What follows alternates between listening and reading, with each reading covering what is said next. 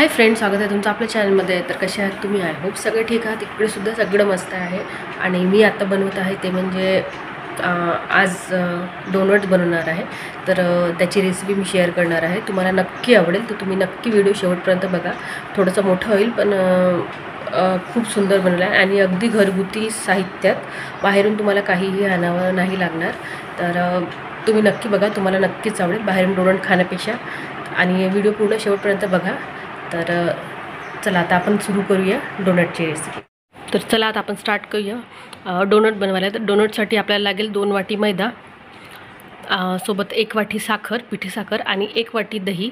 एवढे इन्ग्रेडियंट्स आपल्याला लागणार आहे, एवढं साहित्य आपल्याला लागणार आहे। तर आता इथे बघा, मी एक साथ 2 वाटी मैदा आहे तो एकत्र करून आपल्याला आधी चाळणीने चाळून घ्यायचा आहे।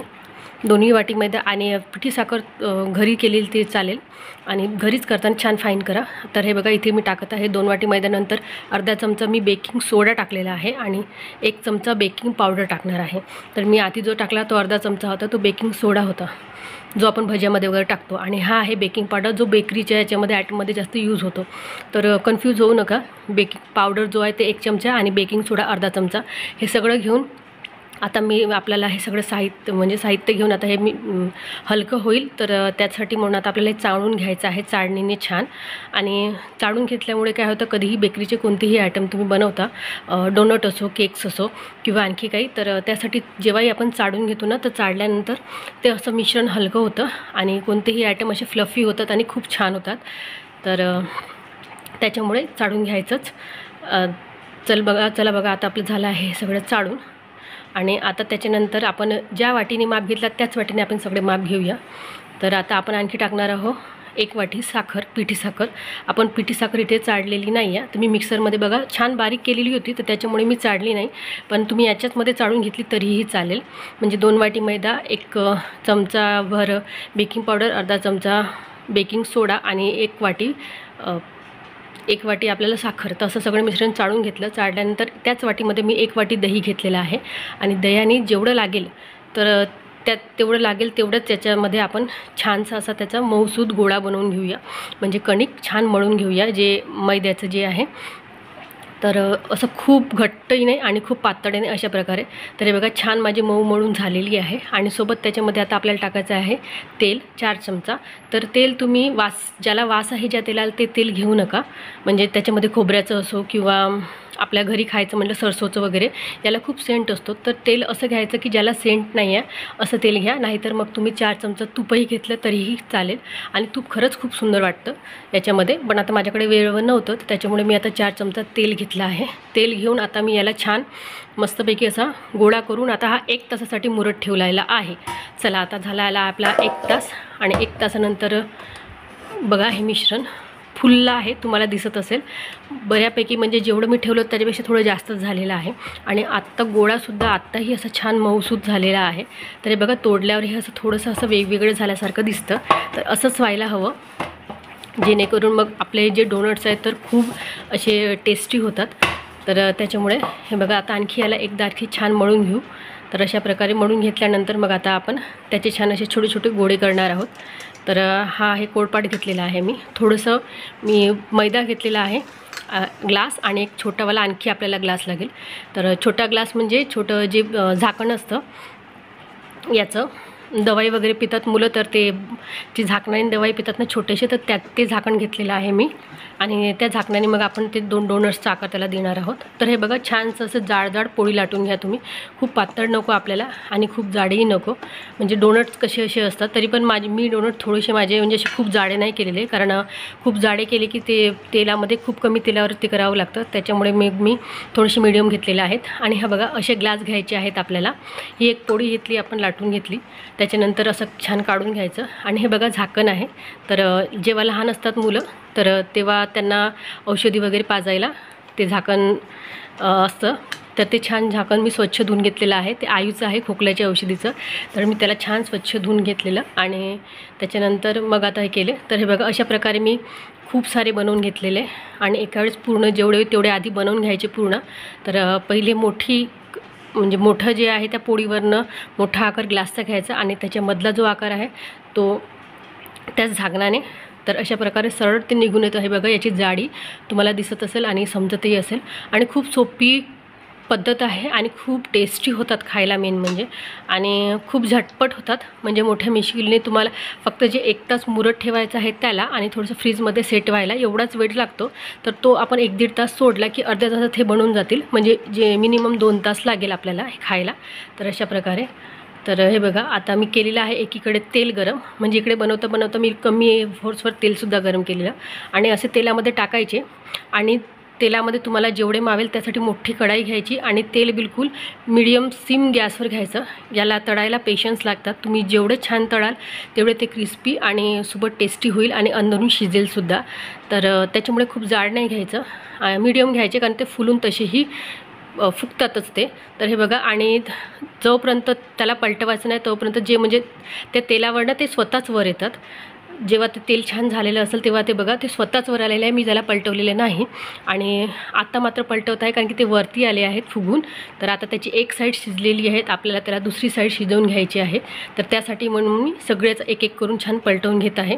कढई छान पसरट घ्या आणि तेल पण छान म्हणजे बऱ्यापैकी टाका, जेवढे आपल्याला बुडेल तेवढे. तर हे बघा, खूप सुंदर आणि खूप टेस्टी झाले. म्हणजे असेही तुम्ही तळल्याबरोबर खाल्ले तरीही चालेल, इतके टेस्टी होतात. कारण मी इकडे तळतच होते, तिकडे पिऊ तशीच घेऊन खात होती कारण तिला हे खूप आवडलेले आणि तशीच घेऊन ती म्हणजे तशीच खाते. तिला ते आवडतात त्याच्यामुळे ती तशीच, म्हणजे त्याला क्रीम लावायची वाट बघत नाही, ती डायरेक्टच खाते. तर अशा प्रकारे मी सांगितल्याप्रमाणे याला खूप पेशन्स लागतं, खूप वेळ लागतो. त्याच्यामुळे खूप कमी सिम गॅसवर याला छान तळून घ्यायचं आहे. तर हे तळायला थोडासा वेळ लागतो, बाकी तेवढं नाही लागत.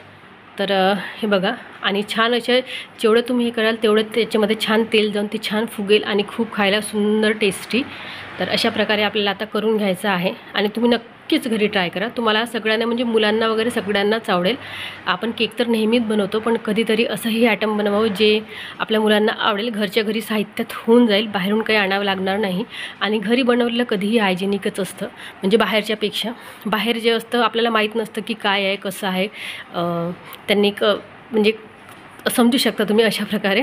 तर त्याच्यामुळे जेवढे जमेल तेवढे तुम्ही घरीच बनवण्याचा प्रयत्न करा आणि मुलाला देण्याचा प्रयत्न करा.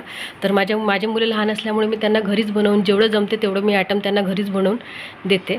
तर त्यातला हा एक पदार्थ खूप टेस्टी, खूप सुंदर, आणि बेकरीचे पदार्थ तसे मुलांना फार आवडतात. तर त्याच्यामुळे आता आमच्या वेळेस असं होतं की आम्हाला हे दिसलं की आम्हाला बालुशाहीची आठवण येते. म्हणजे मला बालुशाही फार आवडायची आणि फार आवडते. तर पण मात्र आजकालच्या मुलांना बालुशाही नाही आवडत, त्यांना डोनट आवडतात. अशा प्रकारे आहे, प्रत्येकाची सोच याच्यानुसार बदललेली आहे. तर हे बघा, आता ही आहे व्हाईट चॉकलेट आहे. तर हे असे कंपाऊंड चॉकलेटमधून येतात. तर माझ्याकडे गुडराईजचं आहे, गुडरीजचं कंपाऊंड हे म्हणजे पूर्ण असतं. तर हे 120 काहीतरी, आता किंमत वाढलेली असेल. माझ्याकडे हे थोडंसं जुनं होतं, तर त्याच्यामुळे मी 120 रुपयाला ते आणलेलं होतं. आणि हे बघा, हे कंपाऊंड चॉकलेट आहे. याच्यामध्ये एक डार्क कंपाऊंड येतो जो ब्लॅक कलरमध्ये येतो आणि हा एक व्हाईट कंपाऊंड आहे जो आहे. तर माझ्याकडे एवढा उरलेला होता, मी तो पूर्णही टाकणार आहे. आणि व्हाईट कंपाऊंड आणि डार्क कंपाऊंड खूप सुंदर वाटतं त्याच्यामध्ये. तसं तर जास्त करून ब्लॅक कंपाऊंडचे डोनट्स आपल्याला बाहेर दिसतील, व्हाईटही असतात. पण मी हा पूर्ण व्हाईट न घेता याच्यामध्ये थोडंसं आणखी डेअरी मिल्क चॉकलेट टाकलेली होती, कारण मला थोडासा तो जसा कथ्थाचा कलर हवा होता. काही मी असे केले व्हाईट आणि काही मी थोडेसे डेअरी मिल्क आणि व्हाईट कंपाऊंड टाकून मिक्स करूनसुद्धा केलेले आहेत. तर अशा प्रकारे मग मी ते बनवून घेते. तर हे बघा, हे चॉकलेट जे आहे ते तुम्हाला मोठ्या मोठ्या पीसमध्ये असतात. त्याला आता तुम्हाला छान चाकूच्या साहाय्याने किंवा किसनीने किसून घ्यायचं आहे. ते यासाठी, कारण आता आपल्याला याला लावायचे आहेत त्यासाठी म्हणून. हे बघा, एवढे झालेले माझे सगळे बनवून. तर मी इकडे तिकडे गेल्यावर मग ते पिऊनही काही केले, त्याच्यामुळे तसे झाले. आणि हे बघा, आता इथे मी ठेवलं आहे, पाणी छान उकळलेलं आहे, म्हणजे फुल पाणी उकळले. आता मी केलेलं आहे गॅस बंद केल्यानंतर आता इथे प्लेट ठेवलेली आहे पाण्यावर. तर आता त्या पाण्यावर आपल्याला टाकायचे अख्खीच्या अख्खी पूर्ण चॉकलेट. ते म्हणजे खालचं जे पाणी आहे त्या वाफेनेच आपली चॉकलेट मेल्ट होणार आहे. ही आहे मेल्टची साधी सोपी सिंपल पद्धत. तर त्यासाठी बघा, आता हे बघा, चॉकलेट इथे खालती वितळायला सुद्धा लागलेली आहे. ते पलटवता दिसून येतं. तर हे बघा, अशा प्रकारे. आणि चॉकलेट म्हटलं की सगळ्यांनाच फार आवडतं. तर अशा प्रकारे मी सांशीने ते पकडून ठेवलेलं आहे. कारण ते खालचं पातेलं खूप गरम आलेलं आणि तिथे पाणी भरूनच आहे, पण मात्र गॅस बंद आहे. तर त्याच्यामुळे मग मी आता ते पकडून छान फिरवत आहे. तर अशा प्रकारे आपली चॉकलेट छान अशी मेल्ट करून घ्यायची. तुम्ही किसलं तरी चॉकलेट आणखी लवकर मेल्ट होते. थोडेसे मी मोठे मोठे घेतले होते, तर त्याच्यामुळे जरा मला वेळ लागला. तर तुम्ही थोडेसे आणखी जास्त बारीक करून घ्या किंवा किसणीने किसूनच घ्या, म्हणजे जेणेकरून काय होते, लवकरात लवकर आपली चॉकलेट मेल्ट होईल.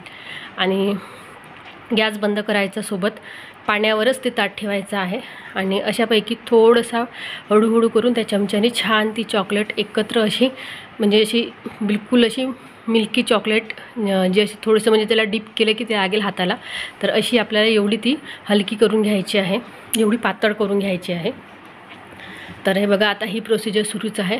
तर ही सतत आपल्याला फिरवत राहावंच लागेल, कारण एका जागी ठेवून दिलं तर ती वरती तशीच राहते आणि खालची जी आहे ती करपायला पाहते, तर त्याच्यामुळे तुम्ही सतत फिरवत राहा. तर हे बघा, अशा प्रकारे आपलं छान आता मेल्ट जवळपास ही बऱ्यापैकी झालेली आहे. आणखी आपल्याला याला मेल्ट करून घ्यायचं आहे. तर हे मला वाईट वाटलं, त्याच्यामुळे मग मी आता इथे आणखी थोडीशी डेअरी मिल्क चॉकलेट टाकलेली आणि तसंसुद्धा केलेलं आहे मी. तर ते थोडंसं स्किप झालं तिकडून, पण मात्र शेवट ते दिसेलच तुम्हाला. तर हे बघा, असं छान पकडायचं आणि मस्तपैकी त्याला फिरवायचं अशा प्रकारे. आणि जर कधी जर तुमची चॉकलेट आणखी घट्ट आली तर त्याला काय करायचं, त्याच्यामध्ये थोडंसं हलकंसं पाणी टाकायचं. हलकंसं पाणी टाकून त्याला आणखी फिरवून घ्यायचं, जेणेकरून ती अशी छान पाण्याच्या लिक्विडच्या रूपात येते, जी की आता सॉलिड आहे अशी केक. पण आता बघा आपली येत आहे आणि जवळपास आलेली आहे. अशा प्रकारे करायचं. तर हे बघा, आता झालेलं आहे ते छान चॉकलेट फिरवून आणि ते त्या याच्यामध्ये मावत नव्हतं, त्याच्यामुळे ते दुसऱ्या प्लेटमध्ये ट्रान्सफर केलं आणि थोडीशी मी तिथे डार्क चॉकलेट टाकलेली आहे, जे मी सांगितली डेअरी मिल्क. तर हे बघा, असे जे डोनट्स आहेत ते असे फ्लिप करायचे, त्याच्यामध्ये डुबवायचे आणि तुरंत काढायचे. आणि हे खूप गरम होतं मिश्रण, तर त्याच्यामुळे बघा ते गॅसवर ठेवूनच आहे, म्हणजे खालची भांड्यात पाणी आहे गरम आणि वरती हे ठेवून आहे. आमच्या साईडला काम सुरू आहे, त्याचा खूप सारा आवाज येतो आहे, मी सुद्धा डिस्टर्ब होत आहे. तर अशा प्रकारे असे छान आपल्याला डिप करून जेवढे आहेत तेवढे घेऊन घ्यायचे आहेत. आणि हे बघा, अतिशय टेस्टी. तर हे बघा, आता आपलं जवळपास संपत आलेलं आहे जे चॉकलेट आहे ते. तर आता अशा प्रकारे आता आपल्याला पूर्ण जेवढं आहे तेवढं लावून घ्यायचं. आणि थोडीशी माझी चॉकलेट कमी पडलेली, कारण थोडी जेवढी होती तेवढ्याच ह्याच्यात मी केलेलं, बाहेरून काही आणले नाही, तर त्याच्यामुळे. आणि हे बघा, अशापैकी झालेलं आहे. काही तुम्हाला दिसत असेल, काही याच्यात. आणि मी वरतून ह्याच्यावर छान स्प्रिंकल टाकले होते, सोबतच चॉकलेटसुद्धा मी किसून टाकलेली होती. तर अशा प्रकारे माझे डोनट्स झाले तयार. तर तुम्हाला कसा वाटला व्हिडिओ नक्की सांगा. आवडेल तर लाईक, सबस्क्राईब, सोबत शेअर करा. Bye friends.